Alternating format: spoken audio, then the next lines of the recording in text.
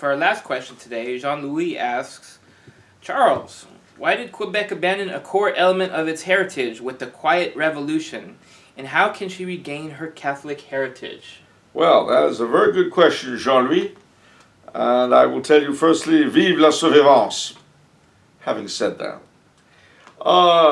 Well, I would say that the case of Quebec is very close to the case of Ireland. The Quiet Revolution, for those who are not in the know, was that the Révolution Tranquille, which was the period of the 1960s when Quebec went from being a very Catholic society to being a really disgustingly secular one, as it is now. Very similar to what Ireland did over the past 25 years. And for very similar reasons. Both Quebec and Ireland were Catholic enclaves dominated by Protestants. Ireland's independent now, of course, but the malady has been there for a long time. In both cases, both societies had, as normal Catholic societies do, the Catholic lay leadership that sat in uneasy partnership with the clergy.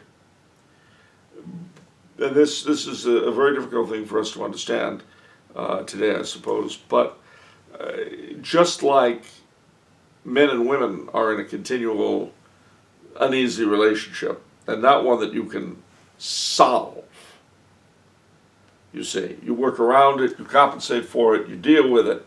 On an individual basis, you come to an accommodation. Well, that was how the relationship in traditional Catholic societies between the Catholic nobility or lay leadership, the Catholic clergy were. But in the case of both Ireland and Quebec, the lay leadership, for different reasons, to a very, very large degree, no longer existed.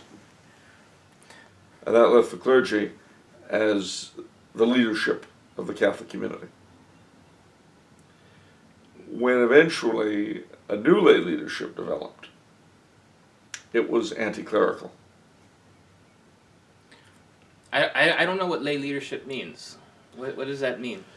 Well, in a traditional Catholic society, such as Quebec was, such as Ireland was, in Ireland before the 1600s, and in Quebec before the mid-1800s, the noblemen, the great landowners, the gentry, are not just noblemen or landholders.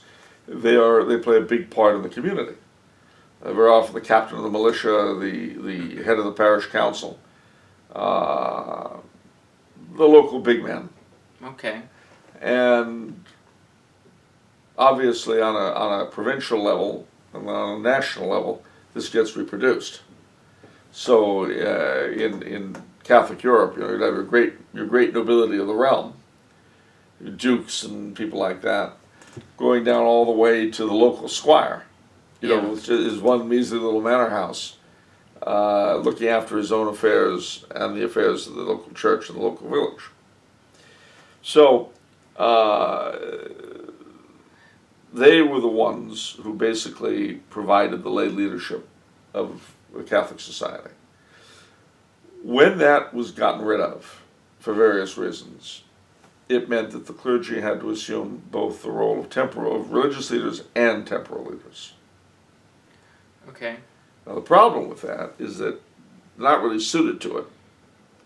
There's a great temptation to neglect the one for the other. And amongst laity, any defects seen in a priest as a temporal leader, the individual is hard put not to cast onto his role as a religious leader. Nothing will turn you off on God and the church more than a bad ruling in a matter outside religion by a priest. Mm. If a priest tells you something that you know is manifestly untrue in an area outside his competence, you will lose your faith in him as a religious leader. And so in a sense, although you'd be hard put to see how else it could happen. The Catholic community. It's a thing, that drew forth, not to touch on romance again, but what drew forth the Romantic movement that were inspired by the romances of the Middle Ages was their reaction to the French Revolution and seeing these horrible deeds done in the name of freedom by people who said they were enlightened. And that forced the Romantics to stop and say, "Oh, I don't know about that. You've got blood pouring out of your face. You killed so many people, and you're going to say you're enlightened?" And of course the answer was, "Well, yes. Now that we bathe in the blood of murdered infants, and Planned Parenthood sell them, and it's a crime to point it out." I could hear the hysteria at the back of my head. That's never a good sign. Let's get back to the question. Yeah. So you seem to be suggesting that the way Quebec, the way Ireland, and perhaps the way United States regains our Catholic heritage is for lay leadership. Well, for a Catholic lay leadership to develop, but before you can have a Catholic lay leadership, you've got to have the Catholic faith. Right, of course. I mean, basically, we are at the reductio ad absurdum, the reduction of the most absurd of an order. Everything has been broken down to the bare foundations. And even the foundations have been chipped at. You see, Christendom and all these wonderful things, I don't care whether you're talking about Chaucer and medieval romance or the tapestries or the beautiful masses and music or all that stuff, were the byproducts of a people who believed the faith entirely and completely, and who believed that the end of their existence, the reason why they had come in this world, was to attempt to know, love, and serve God in this world and be happy with Him forever in the next. And they believed beyond a shadow of a doubt that that was why He had been incarnate of a virgin and had suffered Himself to be tortured and murdered on a cross for their redemption, to open up the doors of heaven. They're very basic. But it was from that realization and acceptance, dominating people's minds, and then they're dealing with the world around them. That was what old Christendom came out of, in all its many different permutations. And they were as different as there were peoples and cultures absorbed in it. Quebec, if she is to be Quebec, if she is to regain her soul, to say nothing of her birthright, she's got to return to the religion of her fathers. And from that, a new synthesis of some kind will emerge. I don't know what. Certainly, the Quebecois have to regain knowledge of their history. They have to look at people like Monsignor Lionel Groux, which looks like Groux. Yeah.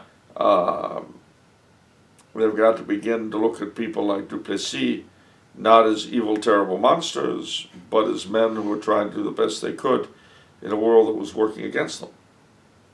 Because Duplessis had to deal with the rise of industry, the reality that Quebec was a then primarily agricultural province, but that its future lay in industry, and that there wasn't a great deal of money in the province, and that inevitably the industrialists would be outsiders. And this was very difficult for a province whose unique culture is continually under siege.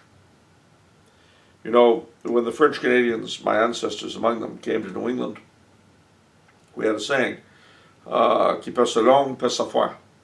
Who loses his language loses his faith. What the Quiet Revolution proved was that you could lose your faith and not lose your language. Which is a pity, because what happens, and this is a little bit off target, but it's important to bear in mind that the Quiet Revolution did not just affect the French Canadians. It affected the Anglo-Canadians as well. The Anglo-Canadians are a very different bunch. Some of them are Catholic, Irish and Scots and things like that. But the core element of Anglo-Canadiandom were the Loyalists, the people that left the United States after the Revolution. Mm-hmm. A lot of them Anglican, though not all, Presbyterians and Methodists and so forth.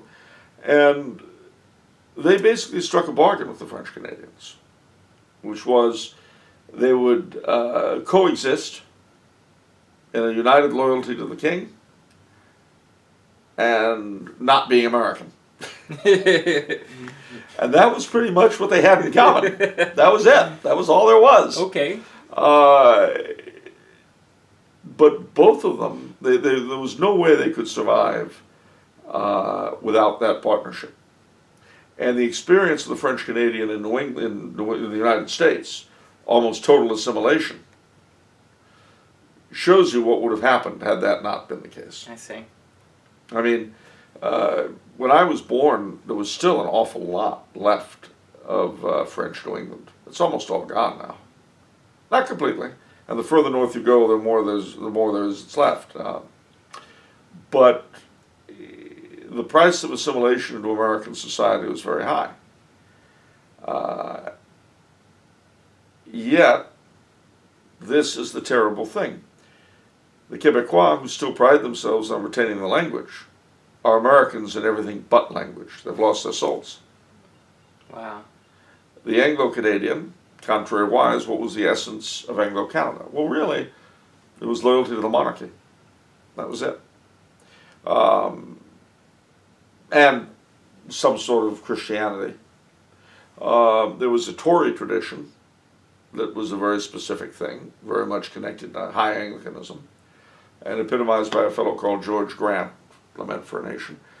Then there was the liberal tradition, which was more, religiously speaking, more connected to the Presbyterians and Methodists and people like that. And these three sets together made up Canada. All of them have corroded in various ways, but of the three, the Anglo-liberal tradition was the most oriented toward being incorporated into the states. And in a sense, although Canada retains political independence, to a great degree she has been assimilated, though not entirely. And for the sake of Canada, I hope that the French Canadians regain their faith and the Anglo-Canadians become the high Tories they should be.